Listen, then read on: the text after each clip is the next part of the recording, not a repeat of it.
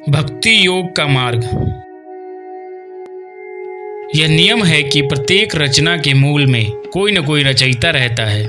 प्रत्येक उत्पत्ति के मूल में कोई न कोई अनुत्पन्न तत्व रहता है। अगर मनुष्य संसार को तो मानता है पर संसार के रचयिता को नहीं मानता तो यह उसकी बहुत बड़ी भूल है। जो परा जीव और अपरा जगत दोनों का आश्रय तथा प्रकाशक है, उस परमात्मा पर दृढ़ विश्वास करके उसके साथ आत्मीयता करना अथवा उसके शरणागत हो जाना साधक के लिए बहुत आवश्यक है। वह परमात्मा कैसा है कैसा नहीं है यह जानना साधक के लिए आवश्यक नहीं है। साधक के लिए केवल इतना ही मानना आवश्यक है कि परमात्मा है और वह मेरा है।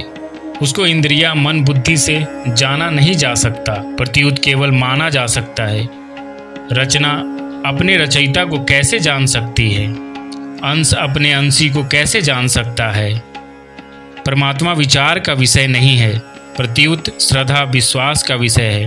उसको मानने अथवा न मानने में मनुष्य पूर्ण स्वतंत्र है। विचार का विषय तो जीव और जगत है, जिसके विषय में हम कुछ जानते हैं कुछ नहीं जानते उस पर विचार किया जा सकता है, परंतु जिसके विषय में हम कुछ नहीं जानते, जिसको हमने देखा नहीं, उस पर श्रद्धा विश्वास ही किया जा सकता है। अपने द्वारा किए हुए श्रद्धा विश्वास को दूसरा कोई मिटा नहीं सकता। ईश्वर को हम जान सकते ही नहीं और माने बिना रह सकते ही नहीं। जैसे माता पिता को हम जान नहीं सकते प्रत्युत मान ही सकते हैं, क्योंकि उस समय हमारी सत्ता ही नहीं थी। अगर हम अपने शरीर की सत्ता मानते हैं तो माता पिता की सत्ता माननी ही पड़ेगी।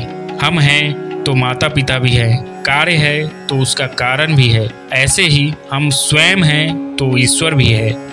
हमारी सत्ता ईश्वर के होने में प्रत्यक्ष प्रमाण है। हम नहीं हैं, इस तरह अपने होनेपन का निषेध कोई कर सकता ही नहीं। जब अपने होनेपन का निषेध नहीं हो सकता तो फिर ईश्वर का भी निषेध नहीं हो सकता। माता की अपेक्षा भी पिता को जानना सर्वथा असंभव है, क्योंकि माता से जन्म लेते समय तो हमारा शरीर बन चुका था, पर पिता के समय तो हमारे शरीर की सत्ता ही नहीं थी। भगवान संपूर्ण संसार के पिता हैं, इसलिए भगवान को जानना तो सर्वथा असंभव है। उनको तो माना ही जा सकता है, माने बिना दूसरा कोई उपाय ही नहीं है। मानना जानने से कमजोर नहीं होता। भगवान को दृढ़तापूर्वक मानने से उनमें आत्मीयता हो जाती है और आत्मीयता होने से उनमें प्रेम हो जाता है। जो पहले नहीं था बाद में भी नहीं रहेगा तथा वर्तमान में भी प्रतिक्षण नाश की ओर जा रहा है, वह शरीर तथा संसार विश्वास के योग्य है ही नहीं। जो एक क्षण भी हमारे साथ न रहे, प्रतिक्षण बदलता रहे, उस पर विश्वास कैसे किया जा सकता है? उसकी सेवा की जा सकती है पर विश्वास नहीं किया जा सकता। विश्वास तो उसी पर किया जा सकता है जो सदा हमारे साथ रहे, कभी हमसे बिछड़े नहीं। भगवान सदा हमारे साथ रहते हैं। हम पशु पक्षी आदि किसी भी योनि में चले जाएं, स्वर्ग नरक आदि किसी भी लोक में चले जाएं, तो भी भगवान हमारा साथ कभी नहीं छोड़ते। जब मनुष्य अपनी आवश्यकता की पूर्ति न तो खुद कर सकता है और न उसकी पूर्ति संसार ही कर सकता है, तब वह स्वतः भगवान की ओर खींचता है, जिसको उसने देखा ही नहीं प्रत्युत सुना है। जब मनुष्य पर कोई संकट आता है और उससे बचने का कोई उपाय नहीं दिखता तथा उससे बचने के लिए किए गए सब प्रयत्न व्यर्थ चले जाते हैं, तब उसको भगवान पर विश्वास करके उनको पुकारना ही पड़ता है। जो मनुष्य भगवान पर विश्वास ना करके शरीर संसार पर विश्वास करता है, वह जन्म मरण के चक्र में फंसकर तरह तरह के दुख पाता है।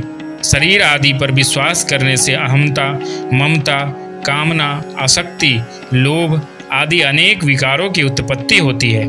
परिणाम यह होता है कि शरीर आदि तो रहते नहीं पर उसका संबंध रह जाता है, जो अनेक योनियों में जन्म लेने का कारण बनता है। जो न तो भगवान पर विश्वास करता है और न शरीर संसार पर ही विश्वास करता है, प्रत्युत अपने आप पर विश्वास करता है, वह ज्ञान योग का साधक हो जाता है। ऐसे साधक मैं कौन हूँ इसकी खोज करता है। मैं की खोज करते करते मैं मिट जाता है और है रह जाता है। साधक है परमात्म तत्व को स्वीकार करे अथवा न करे, पर अंत में प्राप्ति है कि ही होती है। जैसे कोई कितना ही कूदे फांदे या नाचे, पर अंत में वह जमीन पर ही टिकेगा। एक सत्ता मात्र है। इस प्रकार दृढ़तापूर्वक परमात्म तत्व पर विश्वास होने से शरीर तथा संसार का विश्वास निर्जीव फीका हो जाता है, कारण कि परस्पर विरुद्ध दो विश्वास एक साथ नहीं रह सकते। जब साधक यह स्वीकार करता है कि परमात्मा अद्वितीय हैं, सदा हैं, सर्वसमर्थ हैं, सर्वज्ञ हैं, सर्व सुहृदय है, परम दयालु हैं, सभी का हैं और सब जगह हैं, तब उसकी परमात्मा पर स्वतः श्रद्धा जागृत हो जाती है। परमात्मा में श्रद्धा विश्वास होने पर साधक एक परमात्मा के सिवाय दूसरे किसी की स्वतंत्र सत्ता स्वीकार करता ही नहीं। ऐसी स्थिति में जैसे नींद से जागते ही स्वप्न की विस्मृति तथा जागृत की स्मृति हो जाती है, ऐसे ही साधक के भीतर स्वतः परमात्मा के नित्य संबंध की स्मृति जागृत हो जाती है और संसार की सर्वथा विस्मृति हो जाती है। परमात्मा के साथ नित्य संबंध की स्मृति जागृत होते ही साधक की परमात्मा से अभिन्नता अथवा आत्मीयता हो जाती है। परमात्मा से अभिन्नता होते ही साधक को प्रतिक्षण वर्धमान प्रेम की प्राप्ति हो जाती है, जो मानव जीवन का चरम लक्ष्य है। एक शंका होती है कि जब परमात्मा सब समय में तथा सब जगह विद्यमान है, तो फिर साधक को उससे दूरी क्यों प्रतीत होती है। इस पर गहरा विचार करने से पता लगता है कि जब साधक मिले हुए तथा बिछुड़ने वाले शरीर, इंद्रिया, मन, बुद्धि के द्वारा परमात्मा को प्राप्त करना चाहता है, तब उसको परमात्मा से दूरी प्रतीत होती है, कारण कि परमात्मा की प्राप्ति क्रिया और पदार्थ के द्वारा नहीं होती। क्रिया और पदार्थ के द्वारा नहीं होती, प्रत्युत क्रिया और पदार्थ के त्याग से अपने ही द्वारा होती है। इसलिए साधक को चाहिए कि वह शरीर, इंद्रिया, मन, बुद्धि को संसार की सेवा में समर्पित कर दे और अपने आप को सत्ता मात्र स्वरूप को भगवान के समर्पित कर दे।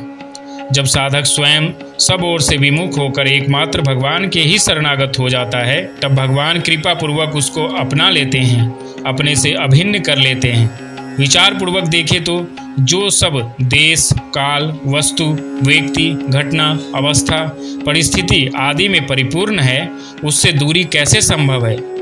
यह सिद्धांत है कि जिससे दूरी नहीं होती उसकी प्राप्ति क्रिया से नहीं होती, प्रत्युत चाहना मात्र से होती है। अगर साधक मिले हुए और बिछुड़ने वाले प्राणी पदार्थों को अपना और अपने लिए न माने और भगवान के साथ आत्मीयता, अपनापन कर लें, तो फिर भगवान से दूरी नहीं रहेगी, क्योंकि वास्तव में वो भगवान का ही अंश है। मनुष्य से भूल यह होती है कि वह मिली हुई वस्तु, योग्यता, सामर्थ्य आदि को तो अपना मान लेता है, पर जिसने उनको दिया है उसको भगवान को अपना नहीं मानता। वास्तव में वस्तु अपनी नहीं है, प्रत्युत उसको देने वाला अपना है। जिस क्षण साधक भगवान को अपना मानकर उनके शरणागत हो जाता है, उसी क्षण भगवान उसको अपना लेते हैं, कारण कि भगवान साधक का भूतकाल न देखकर उसके वर्तमान को देखते हैं, उसके आचरणों को न देखकर उसके भावों को देखते हैं। वे अपने शरणागत भक्त को निर्भय, निःशोक, निश्चिंत और निःशंक कर देते हैं, परंतु साथ में अन्य का आश्रय नहीं रहना चाहिए। अन्य का आश्रय, अन्य का विश्वास और अन्य का संबंध रहने से भगवान का आश्रय दृढ़ नहीं होता।